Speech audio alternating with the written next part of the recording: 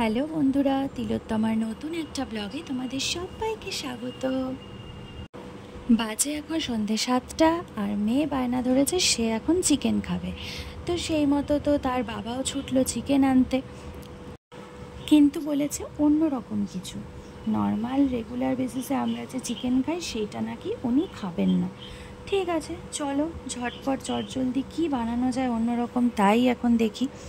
আমি এখানে কড়াইতে ঘি দিয়েছিলাম, আর ঘিয়ের মধ্যে একদম রাফলি চপ করা কিছু পেঁয়াজ, আদা রসুন আর সামান্য কটা কাজু বাদাম দিয়ে ভালো করে ভেজে নিয়েছিলাম। তবে একদম লাল করে ভাজা যাবে না, হালকা একটুখানি গোল্ডেন ব্রাউন হলেই নামিয়ে নিতে হবে। তো এগুলোকে আমি একটু হালকা ফ্রাই করে নিচ্ছি। আর এখানে আমি ক্যামেরাটা অন করতে একদম ভুলে গেছিলাম। তো আমি চিকেনটা লেবু, গোলমরিচ গুঁড়ো আর বাটার দিয়ে ভালো করে ম্যারিনেট করে রেখে দিয়েছিলাম। সামান্য নুনও দিয়েছিলাম যাতে মাংসের ভেতরে নুনটা ভালো করে ঢুকে যায়। তো সেই মতো মাংসটা মেখে আমি কিছুক্ষণ রেখে দিয়েছিলাম। আর এখানে আমার ওই পেঁয়াজ, আদা, রসুন এগুলো আমার ভালো করে ভাজাও হয়ে গেছে। তো যেহেতু ওটা গরম ছিল আর আমার ছিল খুব তাড়া, আমাকে তো এক্ষুনি বাটতে হবে, কারণ ঠান্ডা করার মতন অত সময় আমার কাছে ছিল না। তো তার জন্য এক টুকরো বরফ দিয়ে দিয়েছিলাম। তো বরফ দিয়ে ওটাকে ভালো করে পেস্ট করে কড়াইতে আবার একটু বাটার দিয়ে মশলাটা দিয়ে দিয়েছিলাম। দেওয়ার পরে তার মধ্যে আগে থেকে ম্যারিনেট করা মাংসটাও আমি দিয়ে দিয়েছিলাম। তো চলো এবার মাংসটা ভালো করে মিশিয়ে নিয়ে মাংসতে যেহেতু নুন দেওয়াই ছিল, তো এখন আমি এই মুহূর্তে নুনটা দিচ্ছি না, পরে টেস্ট করে দেখে নেব নুন দরকার আছে কি নেই। তো এখানে আমি সামান্য একটু গুঁড়ো লঙ্কা দিলাম, যেহেতু ব্ল্যাক পেপারটা একটু বেশি পরিমাণে দিয়েছিলাম, তো এখানে গুঁড়ো লঙ্কাটা একটু কম দিলাম।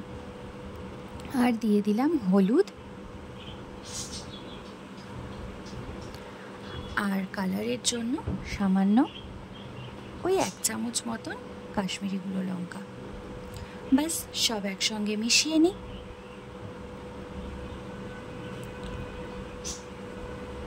মেশানো হয়ে গেলে ঢাকা দিয়ে একদম লো হিটে এটা রান্না করতে হবে।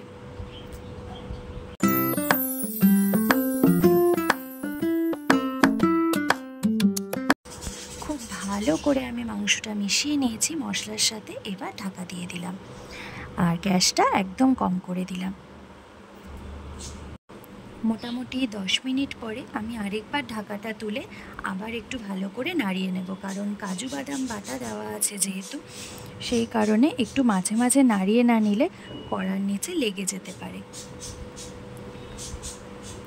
ব্যাস নাড়িয়ে আবার একবার ঢাকা দিয়ে দিলাম।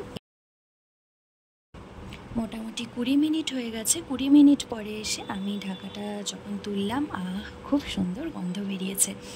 বেসিক্যালি এই রান্নাটায় না জল দেওয়ার কোনো দরকার পড়ে না, চিকেন থেকে যে জলটা বেরোবে ওতেই রান্না হয়ে যায়। নামাবার আগে কাসুরি মেথি আর বাটার দিয়ে গরম গরম সার্ভ করো রুটি বা পরোটার সাথে।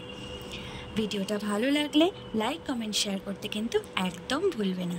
এনজয়।